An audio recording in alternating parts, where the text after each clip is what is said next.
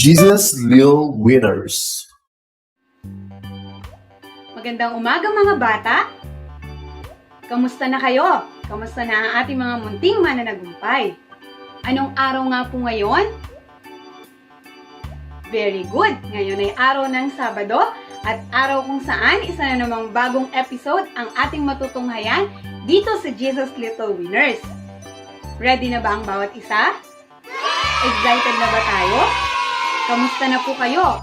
Kamusta na ang mga nag-online class at ang mga nag-module? So nabalitaan namin na marami na sa atin ang tapos ng mag-aral, lalo na yung mga nasa online class, nakatapos na sila.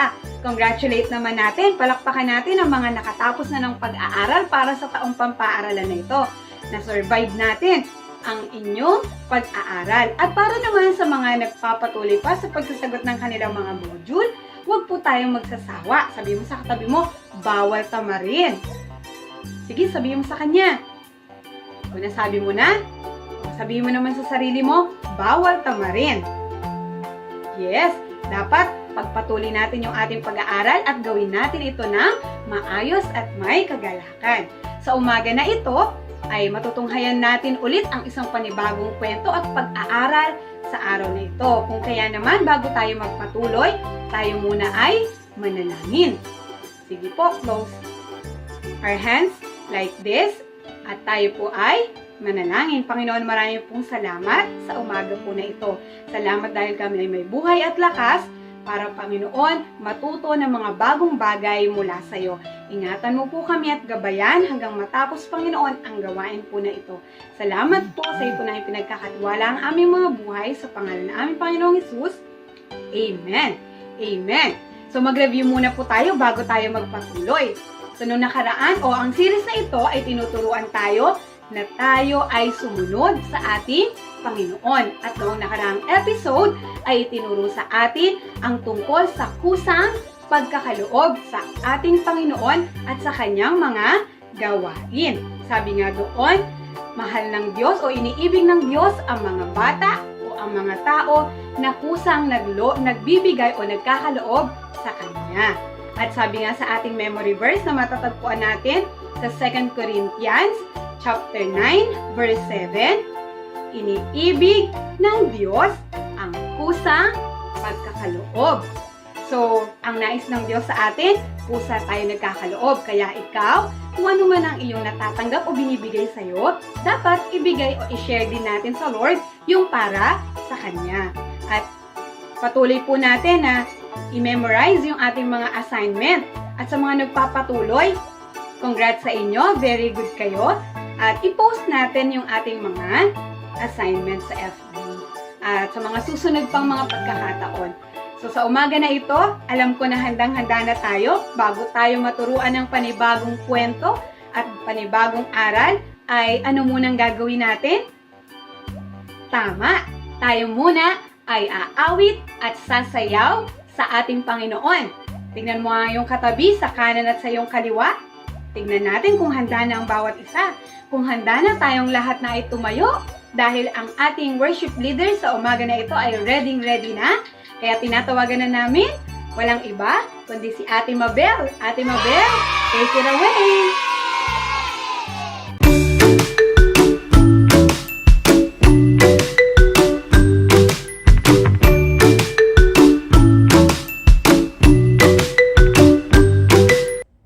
Maraming salamat, Ate Roslyn. Hello, good morning, Jesus Little Winners. Nandito po kami ngayon ni AJ. Good morning, AJ. Ayan, nandito kami ni AJ upang magpaawit sa inyong lahat. Alam kong alam nyo na rin tong awiting to. Sabayan nyo na lang kami at awitin natin ang walang imposible sa ating Diyos. Tayo lahat ay tumayo. Here go. Walang imposible sa ating Diyos. Yay! Kayang-kaya niya gawin ang lahat. Kahirap sa tingin mo'y kahirap ng buhay. Walang imposible sa ating Diyos.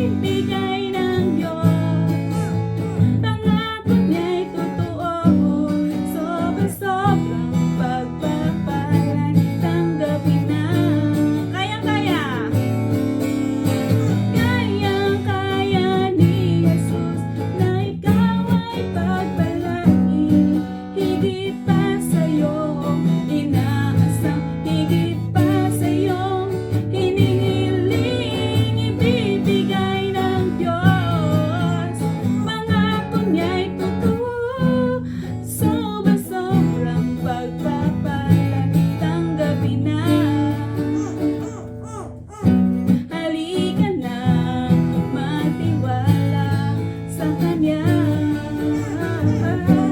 Halika na, magtiwala sa Kanya. Yeah! Tayo magtitiwala ng mga bata. Tayo ay walang-wala. Tayo ay magtitiwala sa ating Panginoong Diyos sapagkat sa Kanya lahat nagmula ang mga bagay-bagay. Lahat ng ating mga natatamasa dito sa ating mundo ay galing yan lahat sa Kanya at marapat lamang na ibalik ito sa Kanya lahat. Diba mga bata? Okay, so ngayon naman, pakikinggan naman natin ang isang kwento galing naman kay Ate Erica.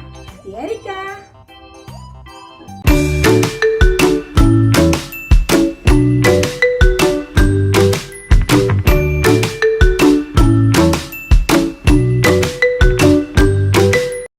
Magandang umaga, Jesus Little Winners! Handa na ba kayong mag-aral ng salita ng Diyos ngayong Sabado? Kung oo, itaas nyo nga ang inyong mga ballpen o lapis at notebook. Patingin nga po, Jesus Little Winners! Very good! Mukhang handang-handa na nga po sila. Ngayon, bago tayo pumunta sa ating panibagong Bible story, may tanong po muna ako at sana lahat ng ating Little Winners ay sumagot. Okay po? Okay, unang tanong, meron po ba kayong pinaka-paboritong pagkain? Meron po? Pwede niyo po bang i-share ano po yung pinaka-paborito niyong pagkain? Sige, mauna po si Ate Erica. Ako po, napakaraming pagkain ang gusto-gusto kong kainin. Isa na po dun ay carbonara. Yan. Meron po ba dito mga mahilig din sa carbonara? Meron? Sige. Pwede nyo bang i-share sa katabi ninyong Jesus Little Winner? O i-type po sa ating comment section kung ano yung pinaka-paborito nyong pagkain.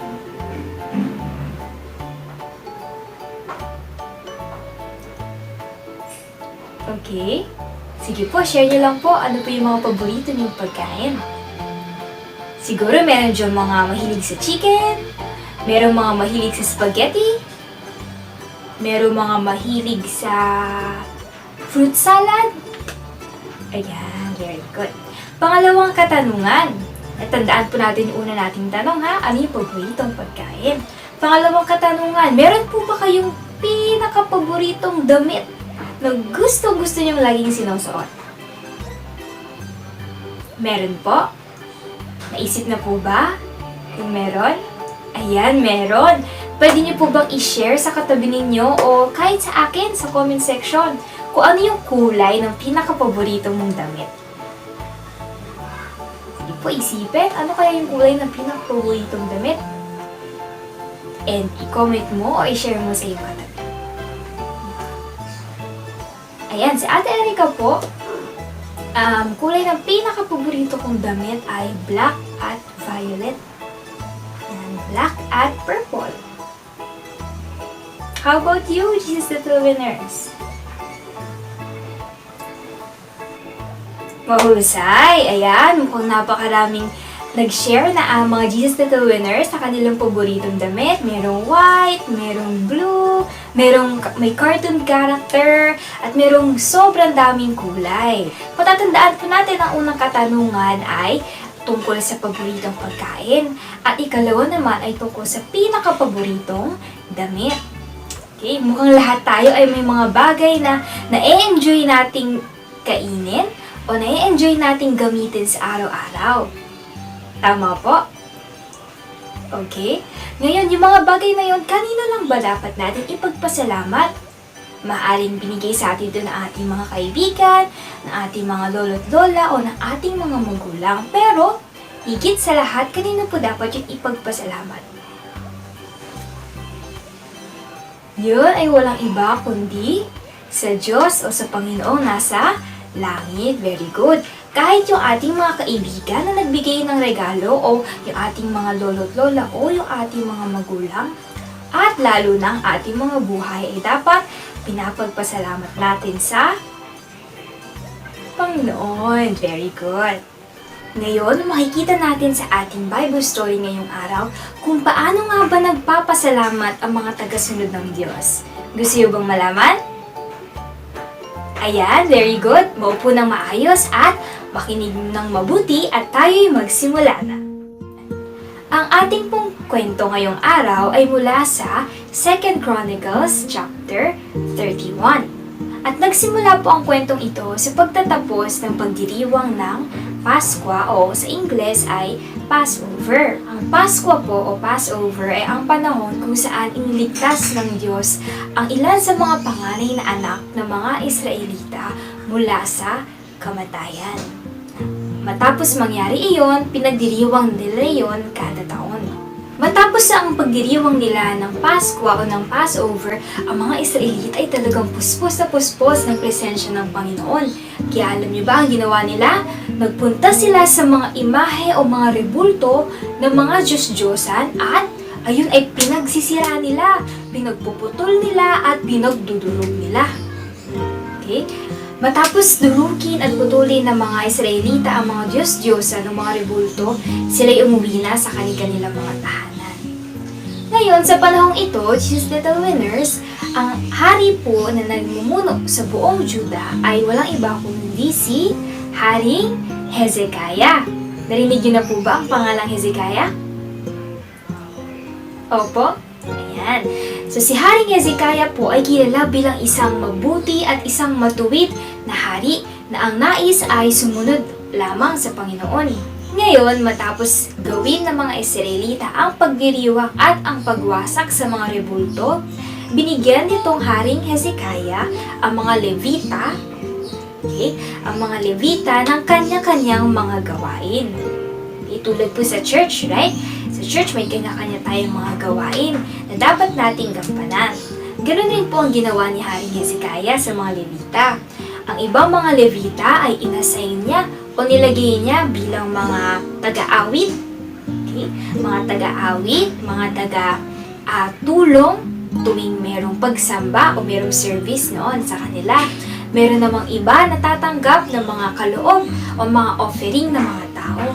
So lahat ng mga Levita sa panahon ni Haring Hezekiah ay merong kanya-kanyang mga tungkulin o mga gawain. Matapos bigyan ni Haring Hezekiah ng kanya-kanyang mga gawain o tungkulin ang mga Levita, iniutos naman niya sa buong Jerusalem. Okay? Iniutos naman niya sa buong Jerusalem na dapat ang bawat isa sa kanila ay bibigyan ang mga Levita, okay, ng mga kaloob o mga handog na nararapat sa kanila. Siyempre, yung mga Levita ay gumagawa para sa Panginoon, okay, at nagsisilbi rin sila para sa tao. Kaya naman iniutos ni Haring Hezekiah na ibigay ang nararapat, ang dapat na handog o kaloob para sa mga Levita. Para sila din ay makagawa ng maayos o mapaglingkuran nila si Yahweh ng tama. Ngayon, may katanungan ako. Sa tingin niyo ba sinunod ng mga taga-Jerusalem ang utos ni Haring Hezekiah na bigyan ng mga handog tulad ng pagkain at marami pang iba ang mga Levita? Sige. Kung kayo po ay sumasang-ayon, kung sa tingin niyo oo, sinunod ng mga taga-Jerusalem, itaas po ang kanang kamay. Ayan.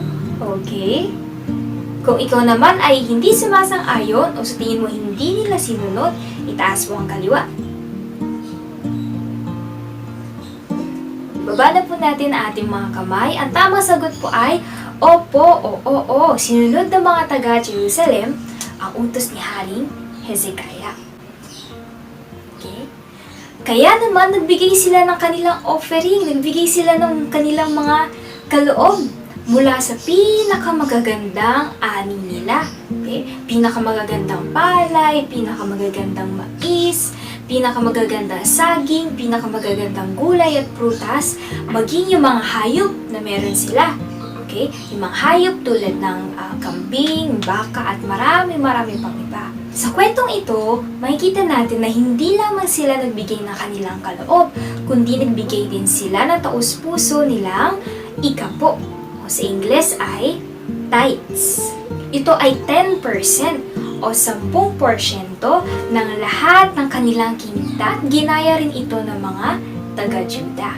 Nang makita ng hari na napakaraming tao ang nagbigay ng kanilang kaloob at ikapo, natuwa sila at kasama ng kanyang mga pinuno ay nagpuri sila sa Panginoon. At alam nyo ba, kahit ang mga pari at ang mga levita na gumagawa para sa Panginoon ay nagpuri din dahil hindi sila kailanman nagutom dahil sa mga binigay ng mga tao na kaloob at ikapo. Kaya naman nagpasalamat sila sa Panginoon dahil dito.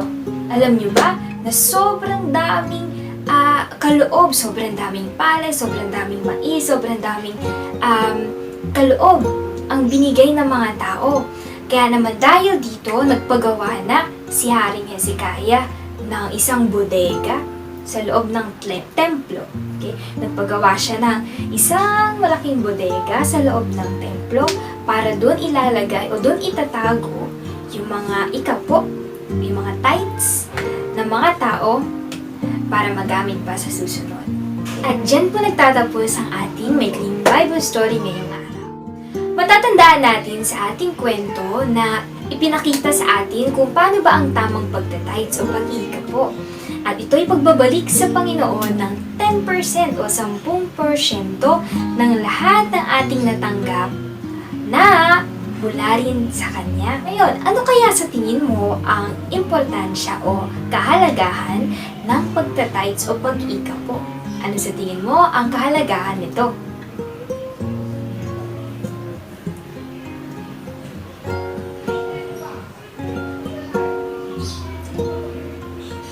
Very good! Tandaan po natin na lahat ng meron tayo dito sa mundo, yung mga pagkain na nakakain natin, yung mga damit na nasusuot natin, maging yung buhay natin, ay lahat ay galing sa Panginoon. Kaya naman ang pagtatahid sa isang paraan para mapapurihan natin ang Diyos higit sa lahat. Ngayon, kailangan ba ng Diyos ang ating mga pera?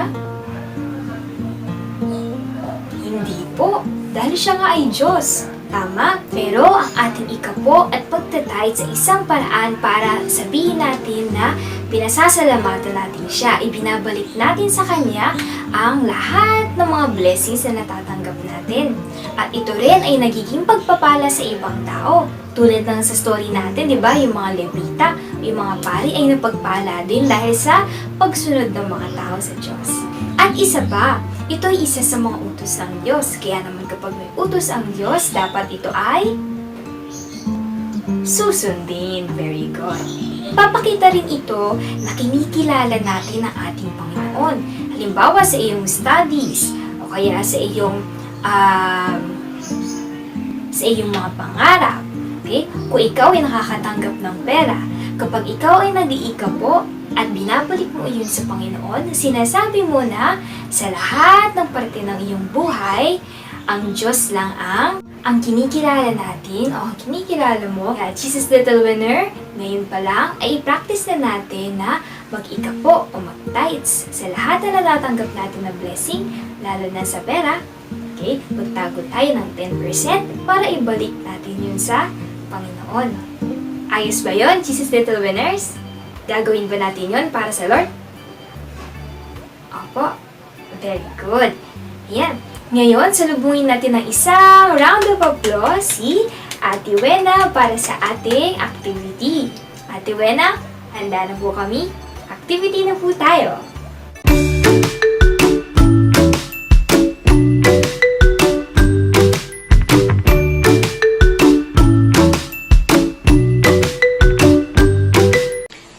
Erika sa isa na namang napakagandang kwento na aming napakinggan at aming natutunan ngayong umaga. Ayan, syempre po, good morning mga bata!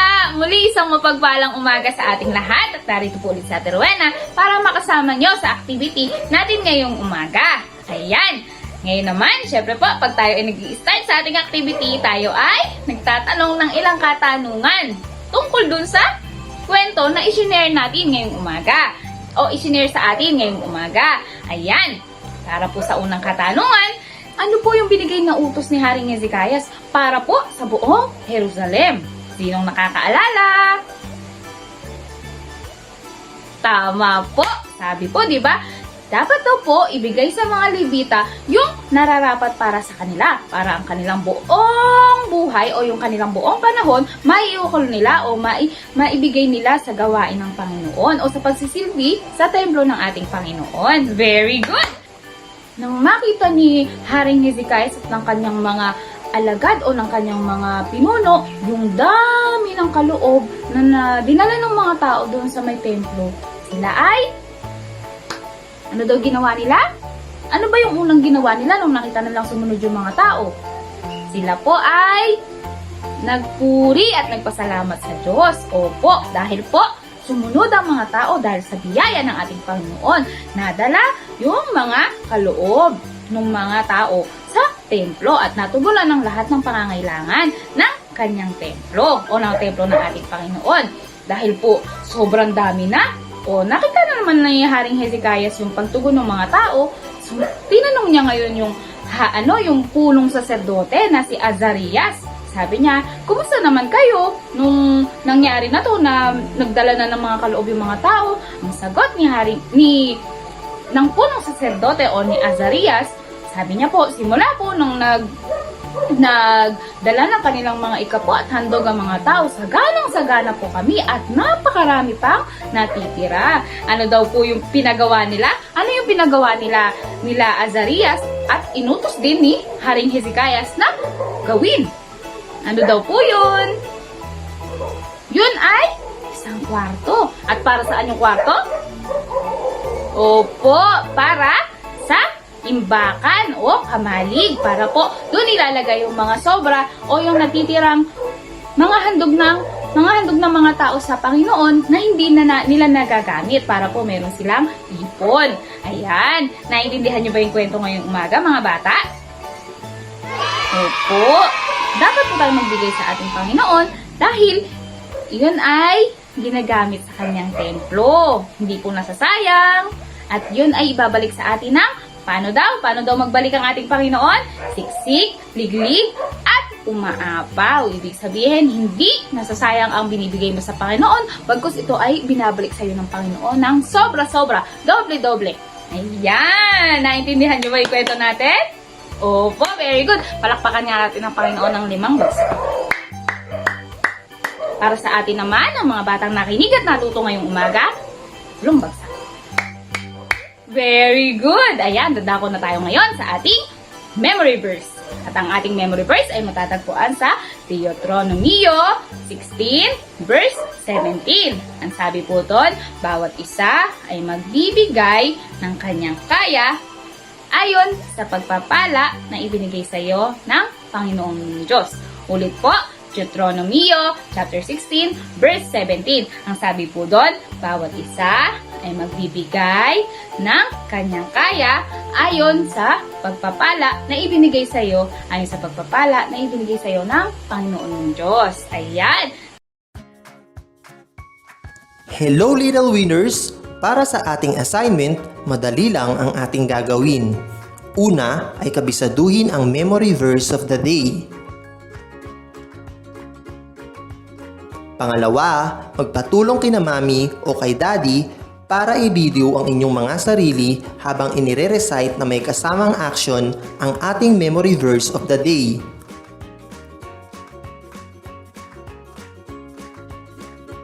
Pangatlo, sabihin kay mami o kaya ay kay daddy na i-upload ito sa kanilang Facebook account at i-mention ang Conqueror World Harvest Mission kasama ang hashtag na Memory Verse of the Day at CWHM Kids Ministry Assignment. O mga little winners, huwag kalilimutan na gawin ang inyong mga assignment. Aasahan namin na makita ang inyong mga videos sa Facebook. Salamat little winners. God bless! Ngayon naman, dadako na tayo sa ating closing prayer.